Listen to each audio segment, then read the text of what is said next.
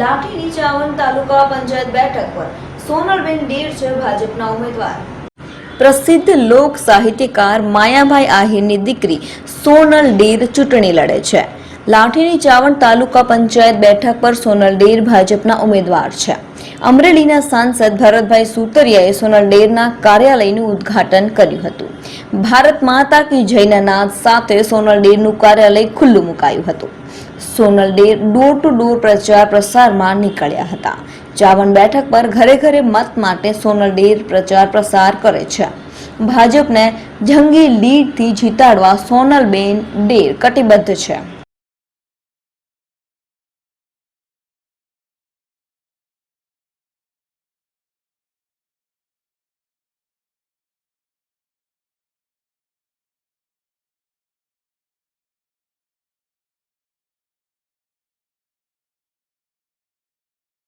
પાર્ટીની વાત કરું તો 7 તાલુકા પંચાયતમાં કોંગ્રેસના ઉમેદવારો મળ્યા નથી। 4 થી 5 તાલુકા પંચાયતની અંદર આપ પાર્ટીના ઉમેદવારો મળ્યા નથી કે જે પ્રમાણે ચોમાસાની અંદર પહેલો વરસાદ થાય અને દેડકો બહાર નીકળે એ પ્રમાણે જે પાર્ટીના લોકો અત્યારે બહાર નીકળ્યા। ત્યારે મારે તમને કહેવું કે આ વિસ્તારની અંદર ગમે તેવી આફત આવી હોય, કોરોના હોય કે વરસાદ હોય, કમોસમી વરસાદ હોય, ત્યારે ભારતીય જનતા પાર્ટીનો કાર્યકર્તા સૌથી પહેલા જઈને અને ખેડૂતોની મદદે આવ્યો હોય છે।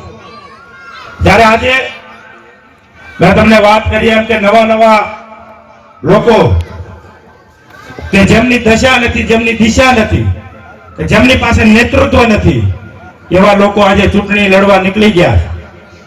મિત્રો, આ 7 તાલુકા પંચાયતના ઉમેદવારો કોંગ્રેસ પાર્ટીને મળ્યા નથી ત્યારથી નક્કી થઈ ગયું છે લાઠી તાલુકાની અંદર ભારતીય જનતા પાર્ટીનું શાસન બેસવાનું છે નિશ્ચિત। ઘણી જગ્યાએ ઉમેદવારો મળ્યા પણ ક્યાંક ને ક્યાંક બિનહરીફ ન થવા દેવા માટેના પણ ઉમેદવારો નક્કી કરવામાં આવ્યા છે। ત્યારે વિશેષ વાત આપણને કૌશિકભાઈ કરવાના, મને ખબર છે આપ બધા